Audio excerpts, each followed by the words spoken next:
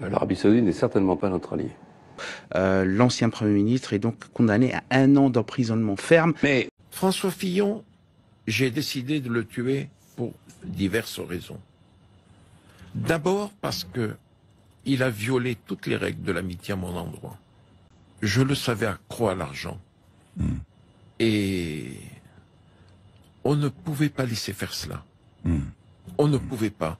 Alors Robert Bourgi, vous décidez donc de piéger en quelque sorte François Fillon, si je comprends bien, avec l'histoire des costumes. Absolument. Absolument. Oui. L'Arabie Saoudite n'est certainement pas notre allié. L'ancien Premier ministre est donc condamné à 1 an d'emprisonnement ferme. Mais il faut aussi considérer que l'Arabie Saoudite, pour des raisons historiques, a une responsabilité particulière dans la montée de cet intégrisme qui débouche sur ce que j'appelle le totalitarisme. Le wahhabisme est à l'origine, pour une large part, de la situation du culte musulman en France. Il n'y a pas besoin d'argent public pour le financement du culte musulman en France. Il n'y a pas de financement, du culte juif.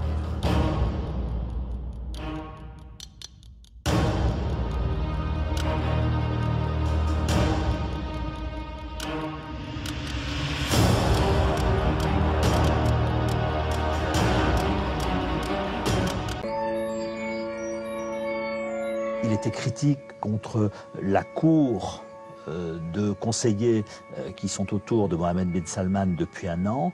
Et il était également très critique de la manière dont le prince héritier conduit la guerre qu'il a déclenchée au Yémen, qui est une catastrophe, qui est le Vietnam pour l'Arabie Saoudite. Et donc, l'ancien Premier ministre est donc condamné à 1 an d'emprisonnement ferme. Il faut évidemment parler avec tout le monde. Voilà. Et il est assez étrange de voir qu'on parle plus avec l'Arabie Saoudite aujourd'hui qu'avec la Russie. Mais il faut aussi considérer que l'Arabie Saoudite, pour des raisons historiques, a une responsabilité particulière dans la montée de cet intégrisme qui débouche sur ce que j'appelle le totalitarisme. Le wahhabisme est à l'origine, pour une large part, de la situation que nous connaissons aujourd'hui. Donc on ne peut pas négliger ça. Vous évoquez une troisième guerre mondiale. Ça veut dire qu'il y a un financement du culte musulman en France. Il n'y a pas besoin d'argent public pour le financement du culte musulman en France. Il n'y a pas de financement, du culte juif. Il n'y a pas de financement du culte protestant. Il y a une redevance sur le cachot. François Fillon, donc, l'ancien Premier ministre est donc condamné à 1 an d'emprisonnement ferme. L'Arabie Saoudite n'est certainement pas notre allié.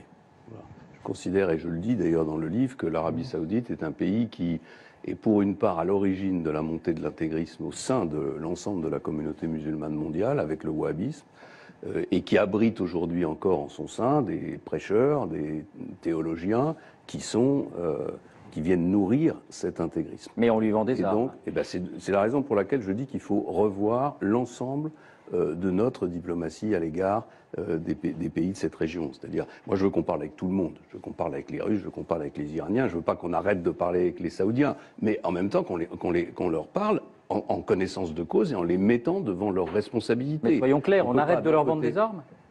Ça dépend de leur attitude. Si les Saoudiens continuent à faire ce qu'ils font aujourd'hui, oui, il faut leur dire les choses avec une certaine brutalité. L'Arabie Saoudite n'est certainement pas notre allié. Royaume de Bahreïn, décembre 2014. Jamal Khashoggi répond à une interview pour la télévision.